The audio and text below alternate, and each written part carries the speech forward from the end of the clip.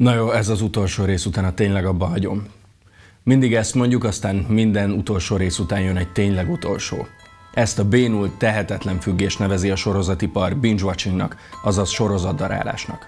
De vajon miért daráljuk a sorozatokat? Egy sorozat epizód nagyjából 55 perc hosszú. 2020-ban átlagosan napi 5 epizódot néztünk meg ebből. Ez 4,5 óra sorozatnézés jelent fejenként. Tehát nagyjából több mint egy teljes napot töltöttünk hetente a sorozataink előtt. Ez azt jelenti, hogy tavaly csak a Netflixen havonta 6 milliárd órányi tartalmat fogyasztottunk globálisan. Ez kétszer annyi idő, mint amennyi ideje a Homo sapiens létezik a Földön. Az emberek 56%-a saját bevallása szerint nézett már meg több epizódot egy sorozatból egymás után, és legalább 27%-a a munkahelyén is csinálta már ezt. A streaming felületek megjelenése óta pedig a nézők 2/3 nézte már újra a Jó barátokat. Én is. A sorozatdarálás jelenség kialakulásának 3 fő elkövetője van. A filmkészítők, a streaming felületek és a saját agyunk. Kezdjük a sorozatgyártókkal. A streaming szolgáltató, vagy a gyártó, vagy a kreatív ember azon gondolkozik, hogy milyen olyan történetet találja ki, amit egybe fogyasztva élvezetes, szórakoztató, drámai, félelmetes, és akkor hozzáadják a megfelelő értékeket. A sorozatkészítők minden epizód végén a történetbe építenek egy úgynevezett cliffhangert. A cliffhanger szabad fordításban sziklánlógást jelent. 1873-ban egy Thomas Hardy nevű író úgy érte el, hogy az olvasók biztosan megvegyék a novella sorozat a következő részét, hogy az egyik fejezet végén a főhős egy sziklán kapaszkodva lóg a szakadék felett. Így annak, aki tudni akarta a folytatást, muszáj volt elolvasnia a következő részt. A cliffhanger tehát egy olyan dramaturgiai csúcspont, ahol a feszültség olyan magas, hogy a néző minden áron tudni akarja, hogy mi a megoldás. Még akkor is, hogyha ehhez egy reklámot kell kibírnia, vagy ha még egy fejezetet meg kell néznie hozzá.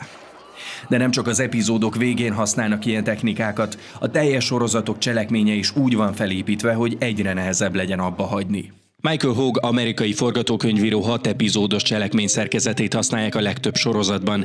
Ez a történetmesélési szerkezet egyrészt tudatosan építi a feszültséget úgy, hogy részről részre nehezebb legyen abba hagyni a sorozatnézést, másrésztről pedig a kedvenc szereplőink jelleme is úgy fejlődik, hogy a szélsőséges érzelmeket váltson ki belőlünk. A sorozatok első harmada például egy krízis helyzet megjelenésével és a főhős jellembeli dilemmájával ér véget. Az utolsó harmadánál, a csúcspontnál pedig azonosul az új jellemvonásaival és megkapja az utolsó nagy löketet a végkifejlet felé. Ez az oka annak, hogy a sorozatok első néhány részén kell túljutni ahhoz, hogy kialakuljon a függés. A filmesek talán leghatásosabb eszköze viszont az érzelmi bevonódás.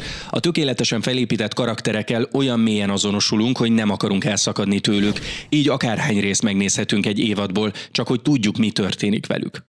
Több évad alatt az, hogy egy karakternek a színeit, a változatosságát, a komplexitását meg tud mutatni, az egyébként szerintem a platformoknál lett igazán jelentőségteljes, mert hatalmas a verseny, olyan kínálat van, amiből neked muszáj, hogy egy karaktert szeressél meg. Ha készen vannak a ravaszul felépített sorozatok, jönnek a streaming felületek, akik minden eszközükkel elérik, hogy egyszerűbb legyen még egy részt megnézni, mint a távirányító után nyúlni. Nyilván úgy kell az egyébként már kész, teljes évadnyi történetemet darabolni, hogy lássam, hogy hol lesznek azok a cliffhangerek, amiket most már akkor úgy fogok alakítani, hogy ez inkább kerüljen át a második epizódba, az meg csak az 5. epizódnál jöhet, hiszen minden nagy drámának nagyjából a 3/4 részénél kumulálódnak a problémák, és a megoldások is ott születnek. A legtöbb szolgáltató száműzte az idegesítő reklámokat a teljes felületről. Felajánlják a főcím lejátszásának átugrását lehetőségképp, és amit mindannyian a legjobban ismerünk, minden epizód végén néhány másodperc múlva automatikusan indítják a következő epizódot.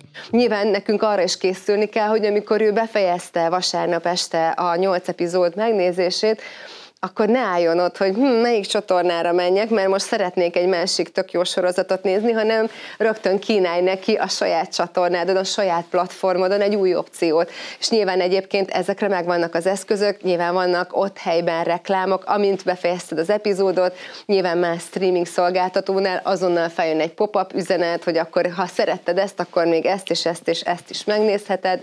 Így éri el a szolgáltató, hogy egyszerűbb legyen folytatni, mint abba hagyni. A harmadik harmadik tényező pedig az ember, pontosabban az emberi agy, ugyanis mindez biológiai válaszreakciókat vált ki. Ha az ember azt éli meg, hogy a saját élete valamilyen formában nem elfogadható, nincsenek megfelelő intim érzelmi kapcsolatai, egyedül érzi magát, vagy éppen azt gondolja, hogy túl kevés, amit ad neki a társadalom, akkor nagyon könnyen belemenekül egy olyan világba, ahol bármi elképzelhető. Hát egyrészt van egyfajta empatikus beleélés, annyira beleéli magát a szereplő helyébe, hogy akár családtagként is tud kis túlzással tekinteni rá. Enyhébben, nem annyira intenzitással, de átéli azokat az érzelmi állapotokat, amit az a karakter átél.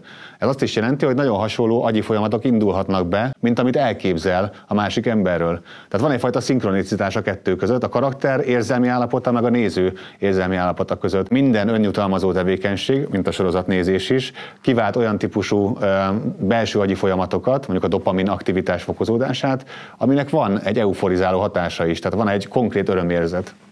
Minden új epizód elindításakor az ismert főcímzene dopamin termelést idéz elő a szervezetünkben. Ez az a hormon, ami a jutalomérzetért és a függőség kialakulásáért is felel többek között. Nem csoda tehát, hogy újra és újra kívánjuk ezt a hormonfröccsöt, így nem állunk le a sorozatokkal. Amikor pedig a sorozatok véget érnek, a cliffhanger miatt a szervezetünkben kortizol, azaz stressz hormon szabadul fel. Nem csoda, mivel az epizód legfeszültebb pontján ér véget a történet. Ilyenkor a kortizol termelést úgy tudod leállítani, hogyha elindítod a következő epizódot, tehát jutalmazod magad egy újabb résszel, ami újabb adag dopamint jelent. És már kész is a véged nem érő spirál, ami addig tart, amíg bele nem alszol egy epizódba. A ma készülő sorozatok pedig olyan intenzív vizuális és érzelmi ingerek, ami mellett a saját életünk szürkének tűnhet. Ez segíthet lazítani egy nehéz nap után, de akár a saját valóságunk elől való menekülésre is válhat. Ha vége, akkor pedig jön a sorozat utáni gyász, aminek már tudományos elnevezése is van, PSD, Post-Series Depression, azaz sorozat utáni depresszió.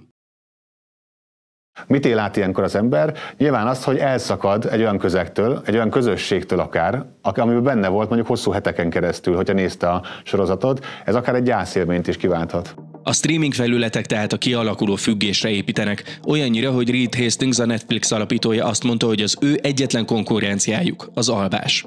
We're competing with sleep on the margin. A sorozatipar tehát a darálásra alapozza a stratégiáját. A kérdés tehát nem az, hogy fogjuk-e darálni a sorozatokat, hanem hogy mennyit.